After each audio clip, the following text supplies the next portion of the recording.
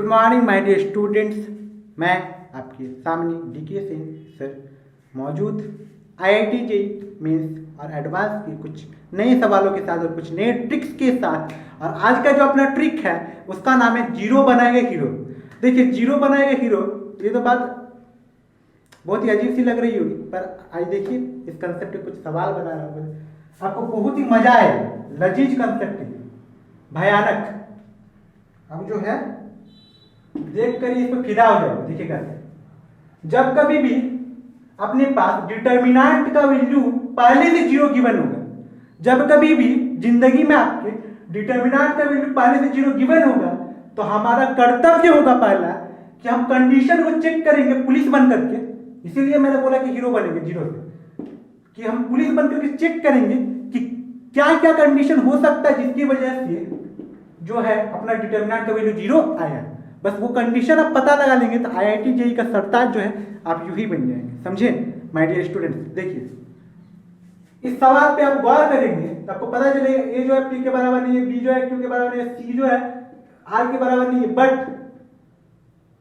इस पूरे डिटर्मिनेंट का वैल्यू जो है जीरो है।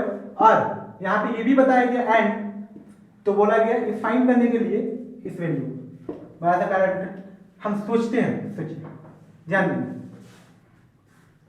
ये अगर बराबर नहीं है तो ये जीरो कब हो सकता है, किस कंडीशन में हो सकता है? जब ए बी सी बराबर नहीं है, पर जब तीनों जीरो हो, पहली चीज हम मान लेते तीनों जीरो होता है तो क्या होता है? ए तो पी के बराबर नहीं है, पर ए बी सी अगर जीरो, या फिर ये पी बी सी जीरो आपस में मान लेते हैं किसी एक रो या किसी एक कॉलम के सारे एलिमेंट को जीरो करने से डिटर्मिनेंट का प्रॉपर्टीज में आप पढ़ चुके होंगे कि डिटर्मिनेंट का वैल्यू जीरो होता है। हम वही कंसेप्ट यहाँ आजमाते हैं। देखिए मान लेते हैं इफ मेरे पास ऐसा है जिंदगी में कभी भी P equal to B equal to C equal to zero, okay. P B C तो एक दूसरे को बराबर हो सकता है ना, ये अगर नहीं हो सकता तो कोई बात नहीं, हम मान लेते हैं। तो होता है क्या सिचुएशन, गौर करेंगे तो ये जीरो आता है, जीरो आता है, जीरो आता है, ये A और ये रह जाता है, ये Q ये B हो जाता है, ये C और R रह जाता है, और किसी एक रो का सारा एलिमेंट जीरो है, इसका मतलब डिटर्मिनेंट का वैल्यू जीरो। तो हम इसी चीज को, इस कंडीशन को सेटिस्फाई कर देते हैं इस पर, बस इतना सही करना है काम और कुछ नहीं। तो चलिए अपने पास P दिया है, P को मैं क्या मान चुका हूँ पहले जीरो, P के बारे में कुछ कहेंगे नहीं। अब P को मैं जीरो मान चुका हूँ, लेकिन ये क्या है, ये तो जीरो नहीं है। प्लस Q को क्या मान चुका, Q को जीरो माना है क्या, नहीं ना, Q रहने दीजिए। B को मैं जीरो मान चुका, तो जैसे Q माइनस B करेंगे तो ये Q ही बचेगा, प्लस R ऊपर रहने दीजिए, R माइनस C जैसे ही करेंगे, C को मैं जीरो मान चुका हूँ, है या नहीं सूरज, है ना, क्या सिमी जी, है ना? देखिए यानी कि यहाँ पर R ही बच जाएगा, और ये कट जाएगा बेटा, वन हो जाएगा, ये कट जाएगा, ये भी वन हो जाएगा बेटा। तो ये अपने पास ये तो जीरो दे देगा, पूरा खत्म, मर गया ये वन और वन। तो इस पूरे डिटर्मिनेंट का वैल्यू जो निकलेगा सॉरी इस इक्वेशन का, वो क्या निकलेगा, 2 निकलेगा। तो देखा आपने किस तरह से हमने आईआईटी जेईई में आए हुए इतने मुश्किल से सवाल का हल चुटकियों में निकाल दिया। हेलो माय डियर स्टूडेंट्स, फिर से मैं आपके सामने हाजिर हूँ आईआईटी जेईई में आया हुआ एक नए सवाल के साथ। जो सवाल आपकी स्क्रीन पर दिख रहा होगा, in triangle ABC if determinant जो है 1 1 1 ए सी बी बी ए सी जो है जीरो है, तो मुझे पता करना find the value of sine square A plus sine square B plus sine square. ये सवाल आया हुआ है आईआईटी जेईई में, आईआईटी जेईई 2007 का ये सवाल आपके स्क्रीन पे अवेलेबल है। और इसमें अगर आप गौर करेंगे तब पता चलेगा कि यहाँ पे डिटर्मिनेंट का वैल्यू जो है, गिवन डिटर्मिनेंट का वैल्यू पहले से जीरो दिया गया है या नहीं, मेरा जो है ना।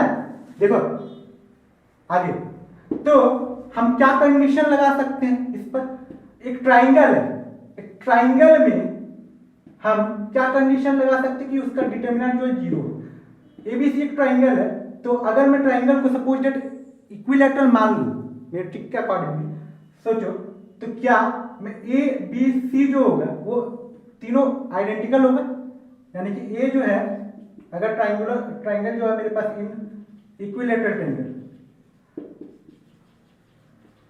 ट्राइंगल अपने पास अवेलेबल होता है, A equal to B equal to C ऐसा होता है। तो इसी कंसेप्ट को मैं अगर लगा दूं तो डिटर्मिनेंट का वैल्यू क्या जीरो देगा, देगा या नहीं? अरे बोलो राजू, देगा ना?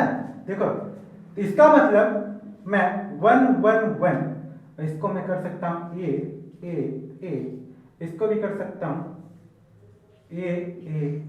अब देखो डिटर्मिनेंट का कोई दो कॉलम आइडेंटिकल हो तो इसका वैल्यू क्या होता है, हमेशा 0 होता है ना। Is it so? क्या ऐसा होता है?